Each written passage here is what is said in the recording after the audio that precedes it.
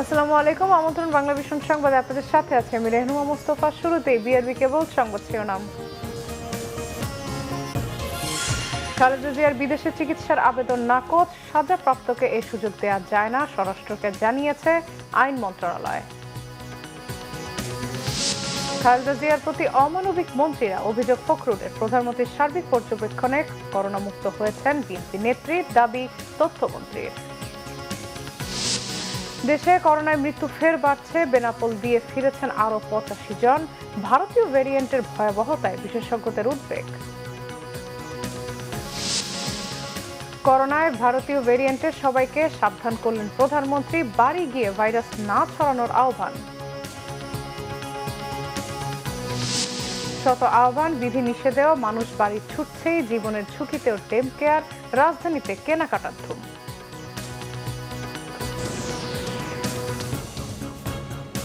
দেখছিলেন বিআরবি কেবল সংবাদ শিরোনাম, এবার বিস্তারিত। আইন মন্ত্রণালয়ের মতামতের ভিত্তিতে বেগম খালেদা জিয়াকে চিকিৎসার জন্য বিদেশ যাওয়ার অনুমতির সুযোগ নেই। তাই বেগম জিয়ার পরিবারের করা আবেদনটি মঞ্জুর করা যাচ্ছে না বলে জানিয়েছেন স্বরাষ্ট্রমন্ত্রী আসাদুজ্জামান খান কামাল। তিনি বলেন, যে ধারায় খালেদা জিয়া এখন সুবিধা ভোগ করছেন সেটি দ্বিতীয়বার দেওয়ার বিধান নেই।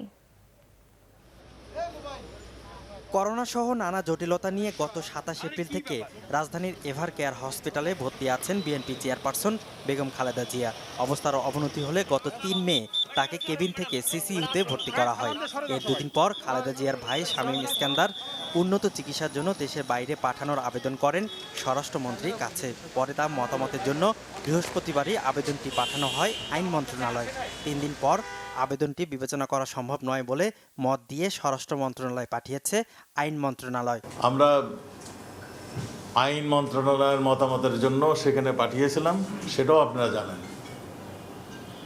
এবং আইন মন্ত্রণালয় থেকে তাদের যে মত আসছে তারা স্পষ্টত জানিয়ে দিয়েছে যে 401 ধারায় সাজা স্থগিত করে যেই সুবিধাটি দেওয়া হয়েছে, এটা দ্বিতীয়বার মানে আবার তাকে সাজা মওকুফ করে তাকে বিদেশে পাঠানোর মানে এই কোনো অবকাশ এই 401-এ দ্বিতীয়বার আর করার নেই, এটাই বলে জানিয়ে দিয়েছেন।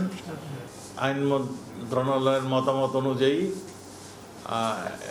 আমাদের কাছে মানে আমরা এখন আর এটাকে আমরা তাদের আবেদনটা মঞ্জুর করতে পারছি না।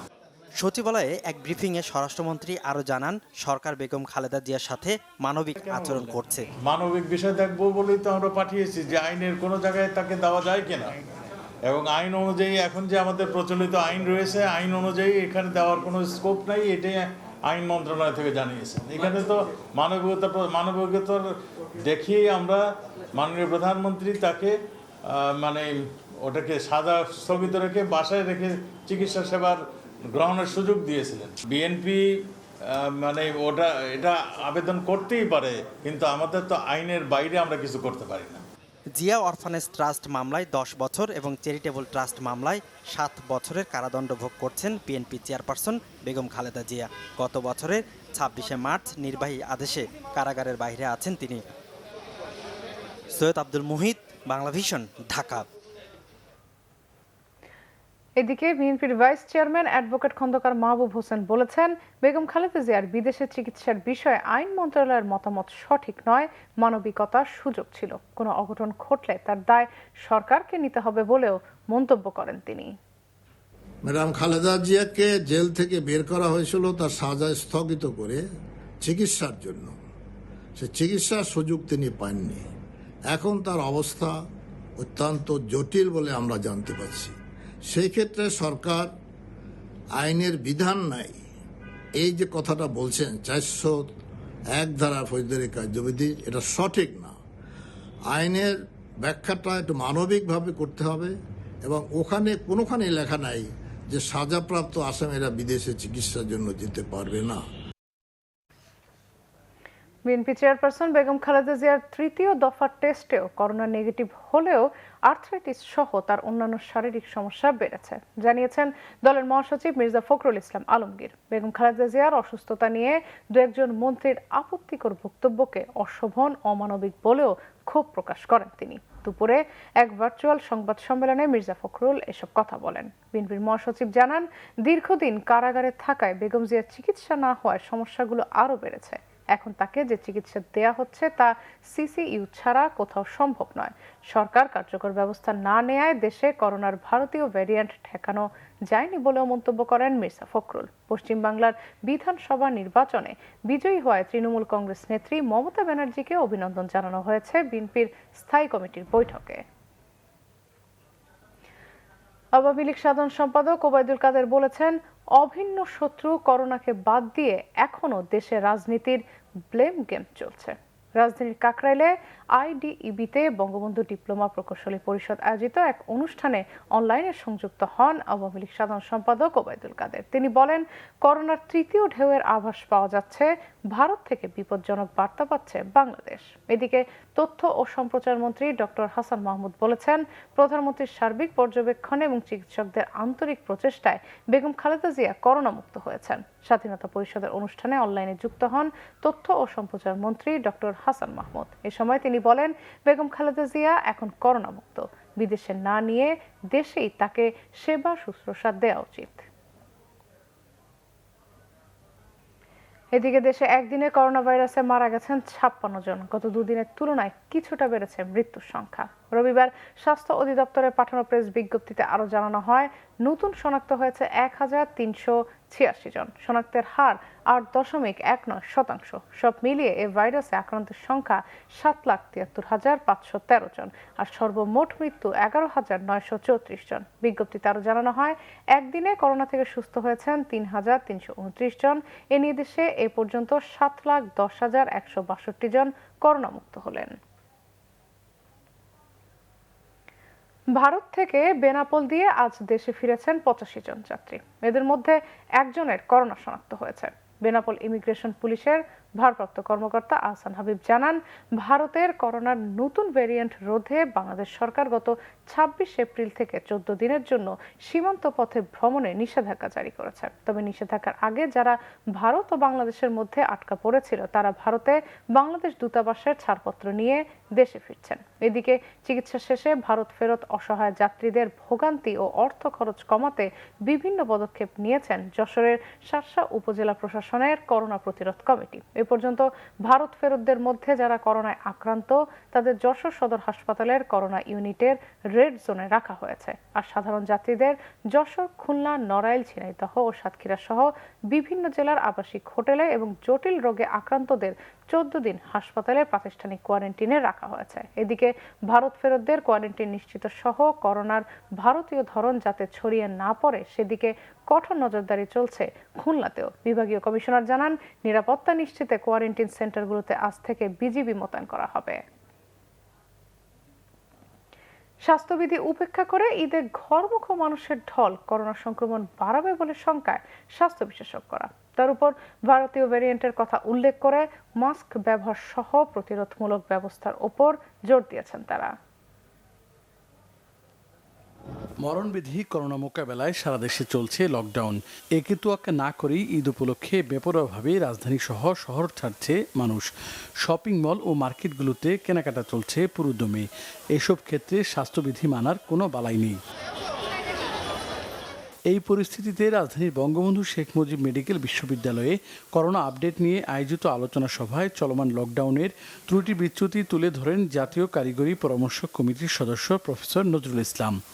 এটা একটা নন মেডিকেল লকডাউন, তাতে খুব বেশি লাভ হচ্ছে না। অ্যাট দি সেম টাইম এই যে মাস্ক করানোর জন্য যে পার্সু করা, এটা আমরা পারিনি, আমরা ফেল করেছি।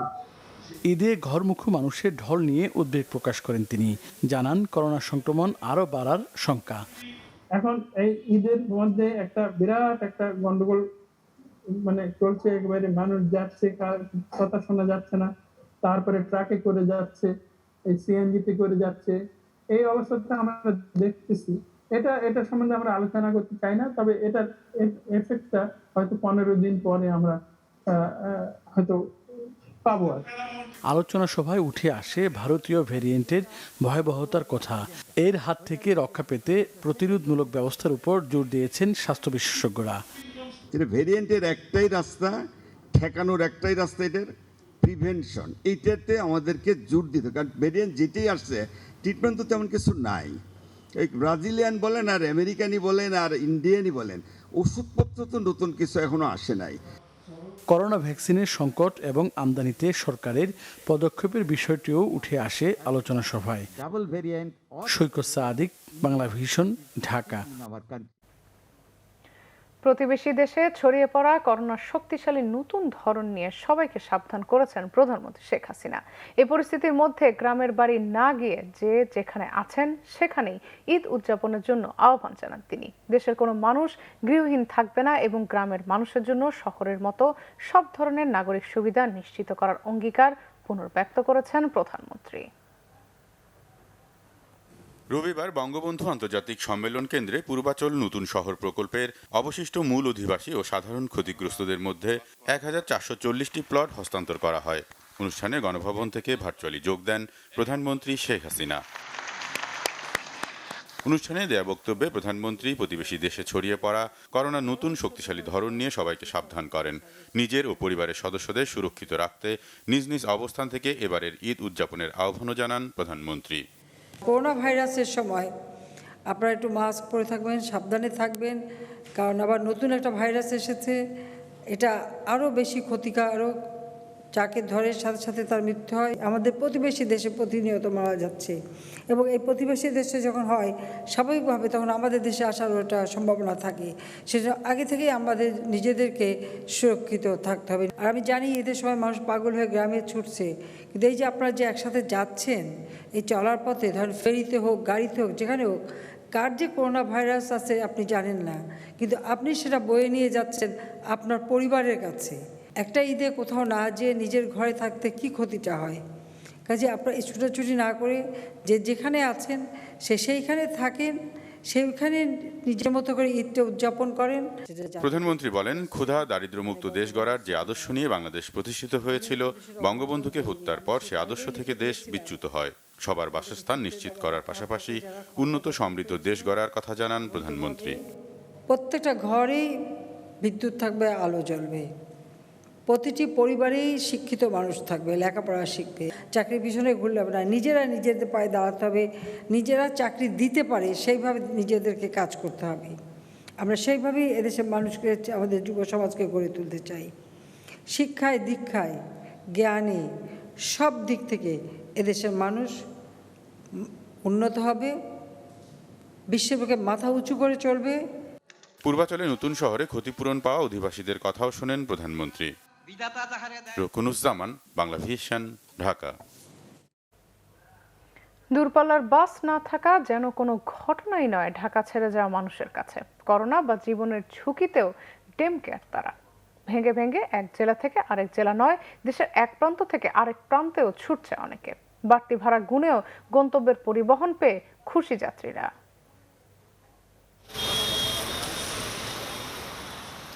অবৈধভাবে যাত্রী পরিবহনে পুলিশের এই তৎপরতা গাবতলী বাস স্ট্যান্ডে, যার দরুন এই স্ট্যান্ডে সকাল থেকে ছেড়ে যায়নি কোনো দূরপাল্লার গাড়ি। শুনশান নীরব স্ট্যান্ডের কাউন্টারগুলো, তবে সকাল থেকেই এখানে উত্তরবঙ্গমুখী যাত্রীর ভিড় ছিল চোখে পড়ার মতো। চাচ্ছিলাম যে বাইকে যাওয়ার জন্য, পুলিশে বাইকগুলা তাড়িয়ে দিল। পুলিশটা দাওয়া দিব, পুলিশ সবসময় ধরে। বাসে ওঠার চিন্তা ভাবনা আছে, কিন্তু বাসও পাচ্ছি না, সিএনজিও পাচ্ছি না। কেউ কেউ গাবতলীতে কোনো পরিবহন না পেয়ে পারলে হেঁটেই রওনা দেন। সাথে টিম বাংলা ভিশন দেখতে চায় কিভাবে গন্তব্যে পৌঁছায় এই যাত্রীরা। আমিনবাজার ব্রিজের পরই ভিন্ন চিত্র। দালালরা যাত্রীদের ডেকে নিয়ে জড়ো করে ট্রাক স্ট্যান্ডে, সেখান থেকে হাইস মাইক্রোতে গাদাগাদি করে তুলছে নারীর টানে ছোটা যাত্রীদের। তো আমাদের তো বউ বাচ্চা আছে, ফ্যামিলি আছে, বাবা মা অসুস্থ, এই জন্য যাইতে হইতেছে। নিরুপায় হয় ভাই, আর কি করব। 350 টাকা ভাড়ায় 1500 টাকা দিয়ে যাচ্ছি আমরা। অতিরিক্ত খরচ, অতিরিক্ত কষ্ট সব মিলে আর কি প্রয়োজনের খাতিরেই যাচ্ছি। এইসব মাইক্রো প্রাইভেটে দেখা যায় 10 সিটের গাড়ি 15 জন নিয়ে যাচ্ছে, 5 সিটের গাড়ি 10 জন নিয়ে যাচ্ছে, ভাড়া ডবল। তাহলে স্বাস্থ্যবিধিতে কেউ মানছে না আমাদের। আপনারা একটা লোক পার করে দেখেন না, যে পার করে দিলাম একটা উপকার করে দেখেন, তা তো পারবেন না, খেলা আঙ্গুল দেওয়ার ব্যস্ত থাকবে। 3 থেকে 4 গুণ বেশি ভাড়া গুনে ভিন্ন উপায়ে পরিবার পরিজনের সাথে ঈদ করতে পারাটাও আনন্দের অনেকের কাছে। এখন নিজের বাসা ঈদ করতে তো যেতেই হবে ভাই, তাই না? ঈদে তো আর এখানে থেকে লাভ নেই আমাদের, যেহেতু পরিবার সবাই মানিকগঞ্জ রয়েছে। এখন ঈদ উপলক্ষে ঈদের জন্য তো যাচ্ছি আমরা। আমাদের তো সরকার তো কোনো এখন ব্যবস্থা করে না, এই জন্য আমাদেরকে এখন বাধ্য হয়ে যেতে হচ্ছে। বাড়ি ফেরা মানুষের মাঝে শারীরিক দূরত্ব মানার কোনো উপায় না থাকায় বাড়ছে করোনার ভীতি। মামুন আব্দুল্লাহ, বাংলা ভিশন, ঢাকা। নিষেধাজ্ঞা অমান্য করে আজও বাড়ির পথে হাজারো মানুষ। শিমুলিয়ায় ঘরমুখো মানুষের স্রোত, তারা পারাপারের অপেক্ষায় থাকলেও বন্ধ আছে ফেরি চলাচল। তবে অ্যাম্বুলেন্স ও জরুরি পণ্যবাহী যান পারাপার করা হচ্ছে। শিমুলিয়া ও পাটুরিয়া ঘাটে মোতায়েন রয়েছে বিজিবি। মুন্সিগঞ্জের শিমুলিয়া ও মাদারীপুরের বাংলাবাজার নৌপথে ঈদে ঘরমুখী যাত্রীদের প্রচণ্ড চাপ। বিজিবির টহলের মধ্যে সকাল থেকে শিমুলিয়া ঘাটে ভিড় করেন হাজারো যাত্রী। ভোররাত থেকে দক্ষিণবঙ্গের যাত্রীরা ফেরি ছাড়ার অপেক্ষায় থাকলেও ছেড়ে যায়নি কোনো ফেরি। অ্যাম্বুলেন্স নিয়ে 2টি ফেরি শিমুলিয়া ঘাট থেকে ছাড়লে বিপুল সংখ্যক মানুষ গাদাগাদি করে তাতে উঠে পড়ে। মানুষের দুর্ভোগে 2টা ফেরি ছেড়ে দিলে তো মানুষ চলে যেতে পারে, তারপরে ওই সাইড আটকায় দিলে এবার আর লোক আসতে পারবে না, যারা আসছে তারা চলে যাক। বসে করোনা বলতেছে, করোনা কোথায়? সবই চলতেছে, গাড়ি চলবে না, গাড়ি চলে না, ফেরি চলে না, এগুলো সবই চলে। পার করার কোনো সিস্টেম করতেছে না, ফেরি বন্ধ করে দিয়েছে। এখানে আসার পরে শুনছি আমরা যে ফেরি বন্ধ। নামাজ রাখছে, কি করবো এখন? আমাদের তো ফেরি একটা ছেড়ে দেওয়া উচিত। নিষেধাজ্ঞা অমান্য করে কয়েকটি ট্রলার যাত্রী পারাপারের চেষ্টা করলে নৌপুলিশ তাদের আটক করে। এদিকে মানিকগঞ্জের পাটুরিয়া ও রাজবাড়ীর দৌলতদিয়া নৌপথে সকাল থেকে সাধারণ পণ্যবাহী ফেরি চলাচল বন্ধ রয়েছে। ঈদ উপলক্ষে ঘরমুখী যাত্রীদের চাপও কম, তবে 2টি ফেরি দিয়ে অ্যাম্বুলেন্স ও জরুরি পণ্যবাহী যান পারাপার করা হচ্ছে। ভোগান্তি এড়াতে যাত্রীদের পাটুরিয়া না আসার পরামর্শ দিয়েছে কর্তৃপক্ষ। লকডাউনের মধ্যেও তো আমরা ঢাকা থেকে আসলাম, ঢাকা থেকে বিভিন্ন জায়গায় বিভিন্ন ধরনের হয়েছে, কিন্তু তারপরেও অনেক ভোগান্তির পরে ফেরিঘাটে আসতে পারছি। করোনা ভাইরাসের গণপরিবহন বন্ধ আছে, তার মানে আমাদেরকে, আমরা ঢাকায় আছি, আমরা স্টুডেন্ট, তার মানে যে আমাদেরকে ঢাকায় আবদ্ধ থাকতে হবে, আমরা বাড়িতে যেতে পারবো, আসলে এটা তো হতে পারে না। ঢাকা থেকে ভোর রাইতে রোজা থেকে রওনা দিছি, কিন্তু এখন আমরা পারাপার হইতে পারতেছি না। আমাদের এখানে খুব সমস্যা হইতেছে, কখন ছাড়বে, কিভাবে বাড়িতে পৌঁছাবো সেটাও আমরা বলতে পারি না। ঢাকা আরিচা মহাসড়কের বিভিন্ন এলাকায় চেকপোস্ট বসিয়ে দায়িত্ব পালন করছেন বিজিবি সদস্যরা। শনিবারের তুলনায় আজ পাটুরিয়া ঘাট এলাকায় যাত্রী ও যানবাহন অনেকটা কম। Bangla vision news desk. এবার রিগাল ফার্নিচার ঈদ বাজারের খবর।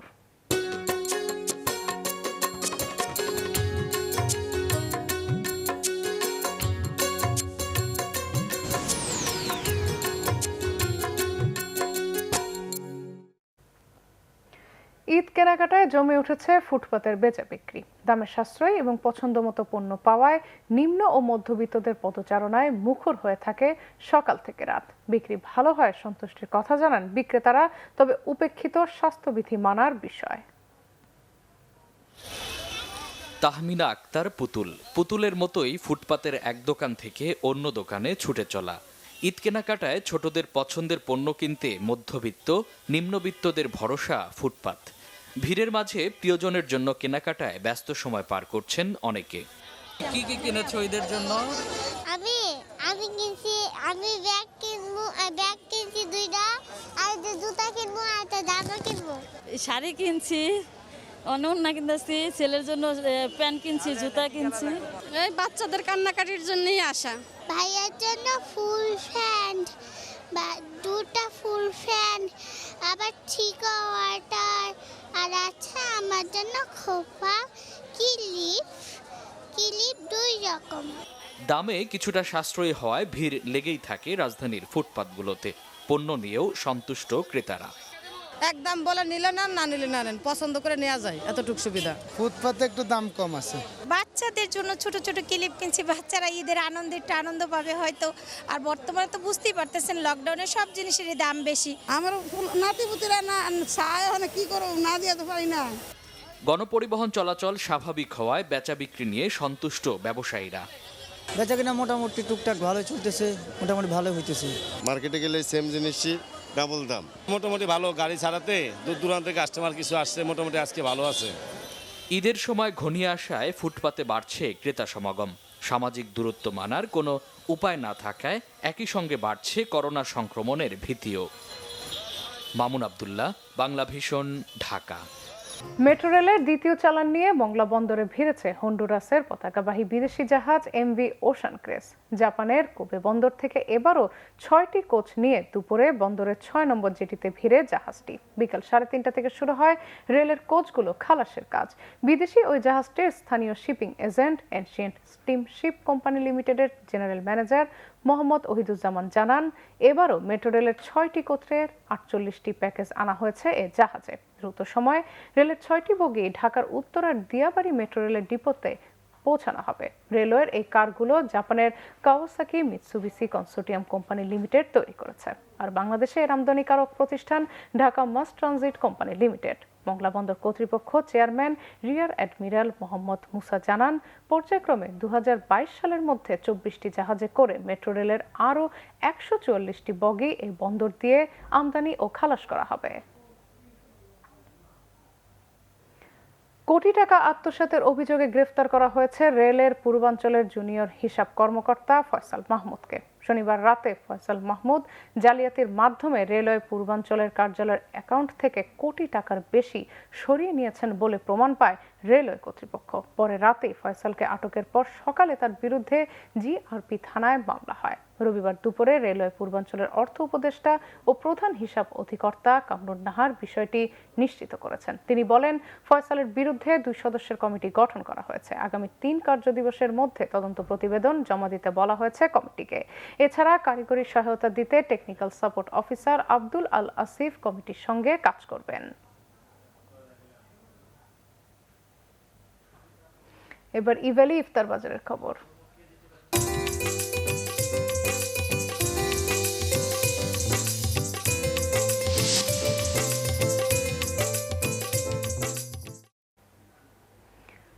করোনার কারণে এবারও জমেনি খুলনার ইফতার বাজার। বাহারি রকম ইফতার সাজিয়ে বসলেও খুব একটা নেই ক্রেতার সমাগম, আর ফলের দাম চড়া হওয়ায় কিনতে পারছেন না অনেকেই। রমজান শুরু হলেই খুলনার ফুটপাতগুলোতে বসতো ইফতারের নানা রকমের মুখরোচক আইটেম, কিন্তু গেল বছরের মতো এবারের চিত্রটাও একেবারে ভিন্ন। ইফতার বাজারে আগের মতো আর দেখা যায় না ক্রেতাদের সমাগম, তবে বিক্রেতারা নানা রকম ইফতারির পসরা সাজিয়ে ঠিকই বসছেন। রয়েছে নানা স্বাদের ও নামের ইফতারি, ক্রেতাও আসছেন কম বেশি। নগরীর সাউথ সেন্ট্রাল রোডে ভালো বিক্রি হচ্ছে নানা হালিম। বেচা বিক্রি নিয়ে হতাশ দোকানিরা। এদিকে দাম বেশি হওয়ায় ক্রেতা নেই ফলের দোকানে। এই যে রোজার দিনে লকডাউনের কারণে হইতে পারে, আসলে জানি না কি কারণে, কিন্তু ফলের দাম আগে থেকে অনেক বেশি। আর কম বেশি এখন লকডাউনের কারণে তো তার জন্য একটু ফল একটু বাড়তি। তখন তো 5 ডেক 6 ডেক মাল চলতো, এখন অত চলে না। কিভাবে করব আমরা, করব কিভাবে, আর খাওয়াবো কাকে রে, কে খাবে? আর নানা হালিমটা খুলনার মধ্যে আমাদের ঐতিহ্যবাহী একটা হালিম, এর জন্য বিশেষ করে এই হালিমটা নিতে আসি। আগে যেরকম বাইরের থেকে কিনতাম, করোনার ভিতর আমরা বাইরের থেকে কিনা বাদ দিয়ে দিছি। মাঝে মধ্যে যাচ্ছে বাইরে একটু সীমিতভাবে কিনি, এখন তো দরকার ছাড়া বাইরে কিনা হয় না, বাড়ি করা হয়। রোজা শেষ হয়ে এসেছে। ইফতার সামগ্রী বিক্রির উপরই অনেকটা নির্ভর করে দোকানের কর্মরতদের বেতন আর বোনাস। এবার বিক্রির ভাটায় তাই দুশ্চিন্তায় দোকান মালিক ও কর্মচারীরা। আতিয়ার পারভেজ, বাংলা ভিশন, খুলনা। আজ বিশ্ব মা দিবস। মার্কিন যুক্তরাষ্ট্রে 1914 সাল থেকে দিবসটি পালন শুরু হলেও বাংলাদেশে দিনটি পালনের রীতি খুব বেশি দিনের নয়। বিশ্বের মোট 37টি দেশে ঘটা করে মে মাসের দ্বিতীয় রোববার মা দিবস পালন করা হয়। দিবসটিতে মায়ের অসীম ভালোবাসার প্রতি কৃতজ্ঞতা জানানোর পাশাপাশি তার অবদানের স্বীকৃতি দিতে নতুন প্রত্যয়ে বলীয়ান হয় পৃথিবীর অনেক মানব সন্তান।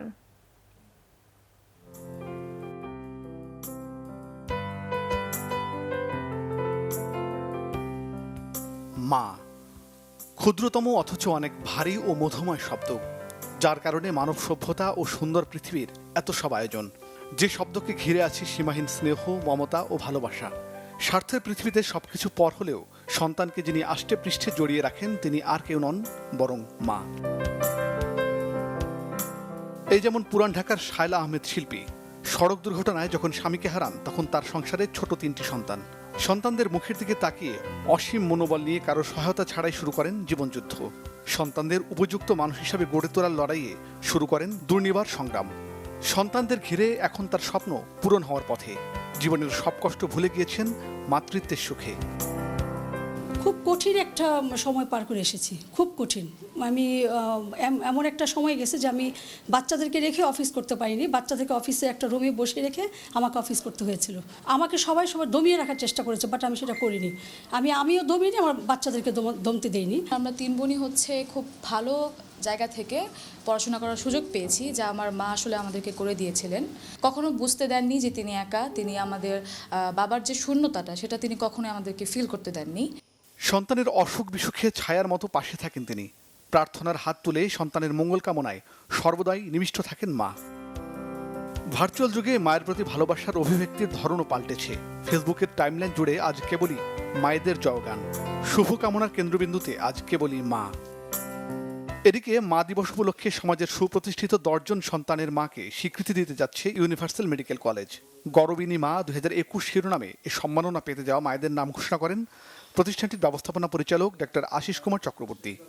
এবছরও 9 মে রবিবার সারা বিশ্বের মতো বাংলাদেশেও পালিত হচ্ছে বিশ্ব মা দিবস। এ উপলক্ষে রাজধানীর ইউনিভার্সাল মেডিকেল কলেজ হাসপাতাল অর্থাৎ প্রাক্তন আয়েশা মেমোরিয়াল হাসপাতাল 8মবারের মতো বিশ্ব মা দিবসের বিশেষ সম্মাননা পুরস্কার প্রদান অনুষ্ঠান গরবিনী মা 2021 আয়োজন করতে পেরে গর্ববোধ করছে। ক্রেস্ট, মেডেল এবং সার্টিফিকেট এবং গিফট তাবদের যে স্পেশাল সম্মাননা উপহারগুলি সেগুলি আমরা যেসব মায়েরা ঢাকায় আছেন তাদের হাতে পৌঁছে দেব, আর যেসব মায়েরা ঢাকার বাইরে তাদের সন্তানদের কাছে আমরা পৌঁছে দেব। 2014 সাল থেকে প্রতি বছরই এই সম্মাননা প্রদান করা হচ্ছে। সংবাদ সম্মেলনে উপস্থিত ছিলেন হাসপাতালের পরিচালক হিরণময় পাল সূর্য, সহকারী পরিচালক ডক্টর রফিকুল ইসলাম সহ সংশ্লিষ্ট কর্মকর্তারা। মাইনুল শোভন, বাংলা ভিশন, ঢাকা। সংবাদ শেষ করব বিআরবি কেবল শিরোনামগুলো আরেকবার জানিয়ে।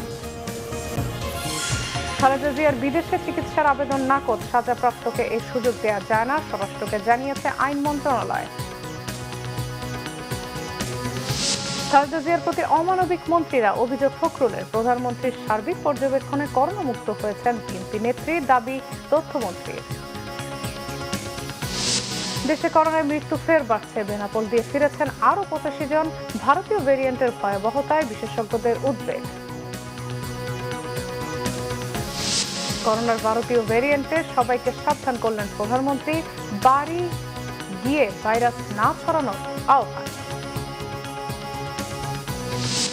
যত আহ্বান বিধিনিষেধেও মানুষ বাড়ি ছুটছেই, জীবনের ঝুঁকিতেও ডেম কেয়ার, রাজধানীতে কেনাকাটার ধুম।